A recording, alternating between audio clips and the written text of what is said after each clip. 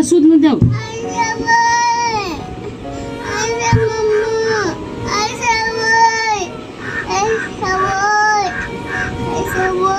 ल ल के सुत्दिनँ भन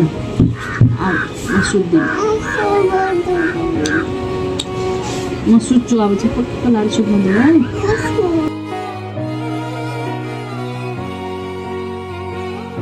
ल ल म सुत्दिनँ अब म नसुत्ने आँखा आएर मेरो अब म सुत्दिनँ तिमीतिरै हेरिराख्छु गफ गर्छस् ल अङ्गाल हाल्दैन यता हेर म सुत्छु फेरि चुप्प लाग्नु मलाई सुत्न देऊ न यसले मलाई सुत्न नै दिँदैन कि कहिले पनि आफू सुतेर उठेको अब म त सुत्न पाउन भनेर नसोचेँ नि मैले म आँखा चिम्मा गर्ने बित्तिकै रुम लागिहाल्छ अनि मैले चाहिँ आँखा खोल्ने बित्तिकै चाहिँ चुप्प लाग्छ बाबा म सुत्छु ल हेर्नु है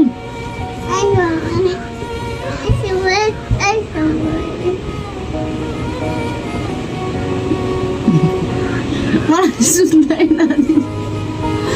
जानी जानी जस्तो गर्छ है 10 चोटि आइस अब मलाई फेरि सुतेको बेला बोलाउने न मैले चाहिँ यो यसलाई थाहा नदिएर पहिला चाहिँ भिडियो माथि राखेको थिएँ मोबाइल अनि चाहिँ देखिहालेँ आफै नाटक गर्छ होइन मलाई सुत्न नदिनुलाई हेर्नु है म सुत्छु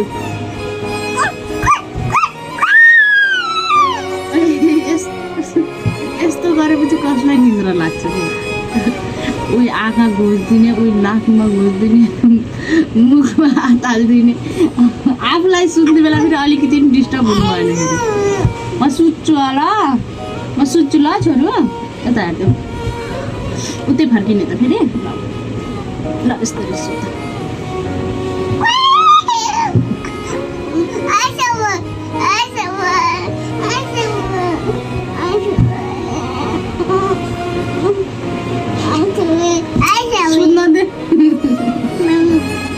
म नसुत्ने तिमीलाई आज मैले सुत्ने बेला एकचोटि पनि उठाएँ भन न पहिला म हेर अहिले सबैले तिमीलाई फेरि गाली गर्नुहुन्छ मामुलाई सुत्न नदिने मामुलाई सुत्न दिने नि मामुलाई सुत्न दिने नाटक पार्नु भनेपछि बहुत आउ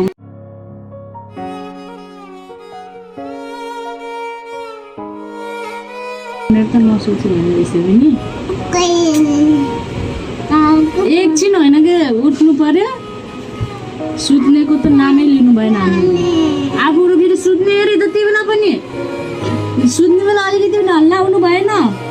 माखा लाग्नु भएन मच्छर लाग्नु भएन हामीले कति सबै व्यवस्थित तरिकाले सुताउँछौँ हामीलाई पनि काहीँ जहाँ पनि त्यसै ढल्नु लाग्यो आउँदै आँखा घुस्दिने नाक घुस्दिने कति जानेको हो क्या छोराछोरी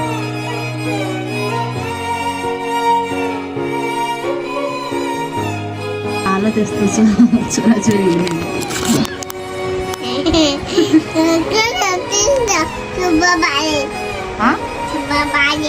कसले हान्छ त ठुलो बाबाले कहाँ हुनुहुन्छ ठुलो बाबा भन्दै हो त